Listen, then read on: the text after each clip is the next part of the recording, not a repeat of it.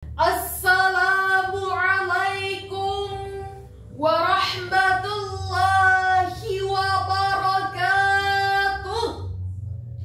Alhamdulillahilladzi ja'ala Indonesia daulatan mukhtalifah. Assalatu wassalamu ala Rasulillah wa ala alihi wa sahbihi ajmain, amma ba'du. Dewan Hakim yang kami hormati, hadirin sebangsa dan setanah air yang kami banggakan, mantan Presiden ke-6 Republik Indonesia Bapak Dr. Haji Susilo Bambang Yudhoyono dalam salah satu pidatonya mengatakan bahwa di abad ke-21 ini visi misi negara kita adalah melanjutkan pembangunan bangsa menuju Indonesia yang maju dan sejahtera. Kita bertekad pada tahun 2045 nanti dapat membangun perekonomian yang kuat, penyebaran informasi yang akurat sehingga stabil jika dilihat, serta berkualitas di hadapan para pejabat, konglomerat dan rakyat. Sepakat? Pertanyaannya, apakah visi misi tersebut dapat tercapai jika melihat kondisi Indonesia yang seperti ini? Sebagai jawabannya, mari kita perhatikan sumber daya alam Indonesia yang dulu subur dan makmur, kini semakin dikuasai dan dieksploitasi oleh bangsa lain. Terbukti dengan adanya penandatanganan kontrak kerja antara pemerintah Indonesia dan Amerika Serikat. Kini Freeport akan terus berlanjut hingga tahun 2045. Perekonomian Indonesia yang kini dibilang membaik oleh pemerintah, namun nyatanya membuat rakyat semakin sengsara. Kebutuhan ekspor dan impor yang selalu disikat, bahan bakar minyak yang semakin meningkat, neraca perdagangan tersumbat, sehingga pendapatan sulit didapat, bahkan rakyat pun kian sekarat. Belum lagi biaya pendidikan yang semakin tinggi dan meningkat, sehingga terselubung sebuah kalimat, susah kali ketang mau jadi orang yang hebat toh. Jika krisis seperti ini terus menerus dibiarkan, maka akan lahirlah kebodohan, kemiskinan, bahkan pengangguran sekaligus kesengsaraan yang akan menghancurkan sendi-sendi kehidupan bangsa kita. Betul hadirin? Oleh karena itu, melihat betapa krisisnya kondisi Indonesia saat ini, melalui momentum Musabaqah Syarhil Quran kali ini, kami akan membawakan syarahan Al-Quran yang berjudul Membangun Kualitas Sumber Daya Gen Z dalam Memajukan Bangsa, dengan landasan Al-Quran Surah An-Nisa ayat 9.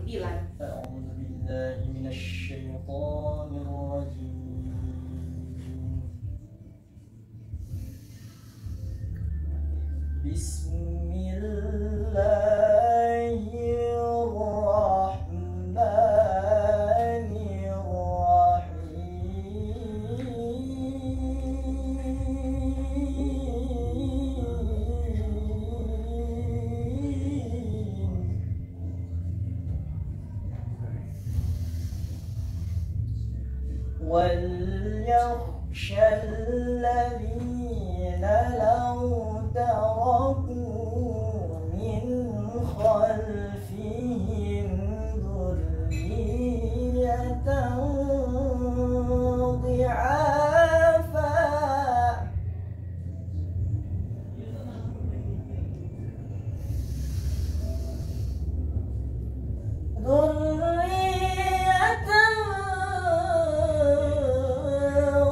ضعافا خافوا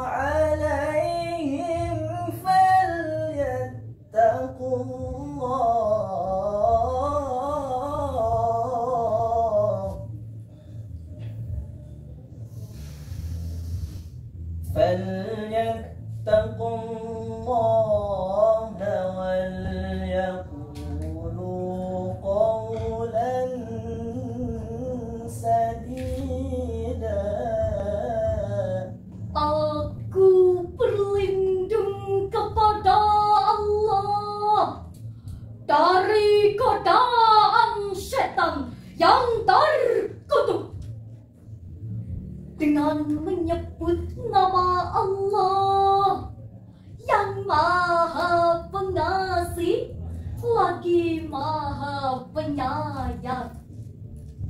Dan hendaklah takut kepada Allah orang-orang yang sekiranya mereka meninggalkan keturunan yang lemah di belakang mereka, yang mereka khawatir terhadap kesejahteraannya.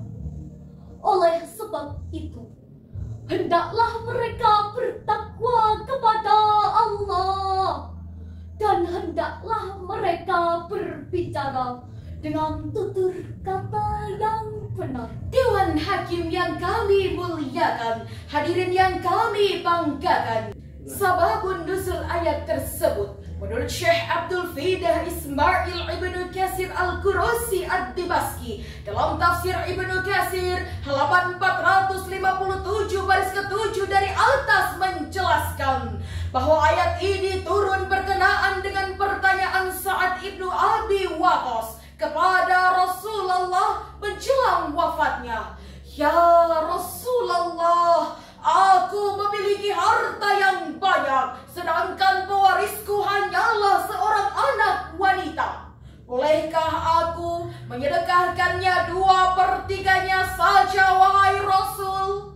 Rasulullah menjawab, tidak boleh. Lalu, bagaimana jika hanya 1/3-nya saja, wahai Rasul? Rasulullah menjawab, tidak boleh, sebab 1/3 itu sudah banyak. Seraya berkata, jika kamu meninggalkan pewarismu dalam keadaan berkecukupan, maka itu jauh lebih baik dibanding kamu meninggalkan dalam keadaan kekurangan serta menggantungkan hidupnya kepada orang lain. Sedangkan dalam kaidah usul fikih mengatakan al-aslu fil amri lil wujub.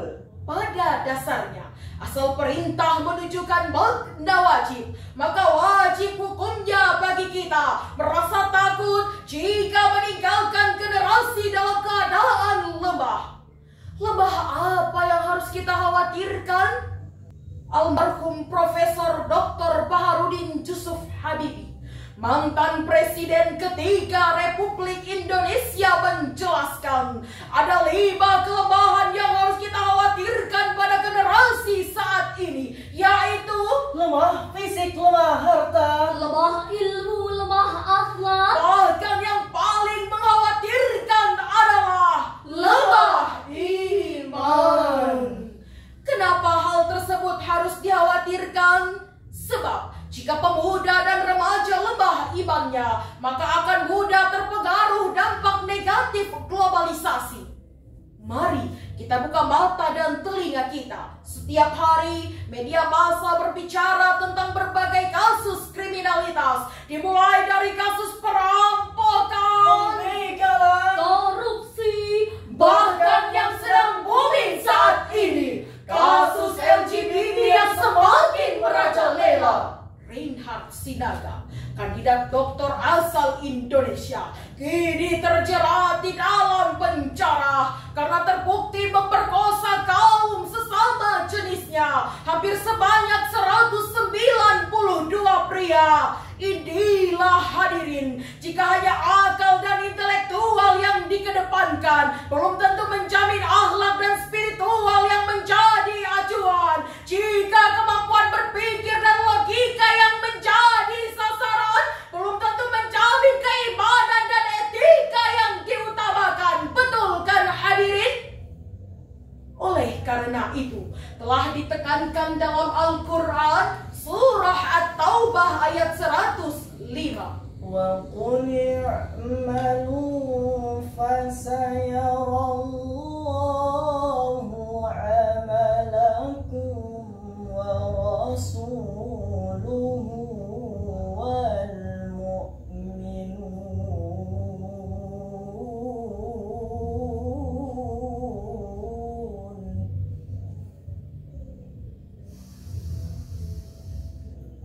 وستردون إلى عالم الغيب والشهادة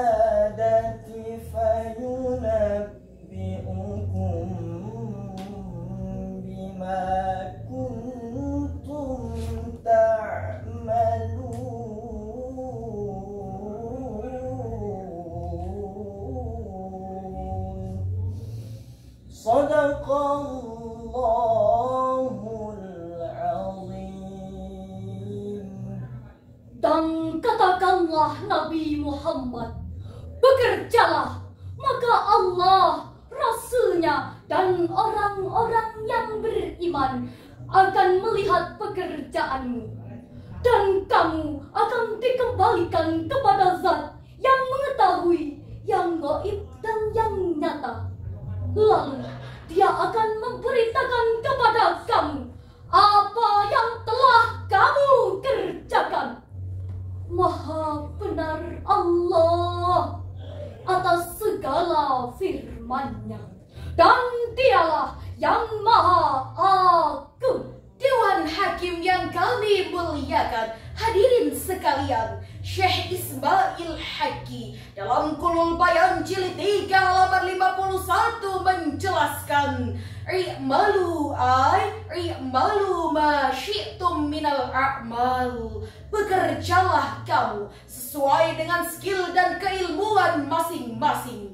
Sedangkan Profesor Dr. Quraisy Shihab dalam tafsir Al-Misbah menjelaskan bahwa ayat ini mengandung 3 perintah kepada kita, yaitu yang pertama, kita harus memiliki mental baja, tidak mudah menyerah dalam berusaha. kedua, Kita harus menggunakan waktu sebaik-baiknya. dan yang ketiga, dalam bekerja jangan lupa untuk selalu berdoa kepada Allah. Sebab manusia wajib berusaha, namun Allah lah yang menetapkan hasilnya.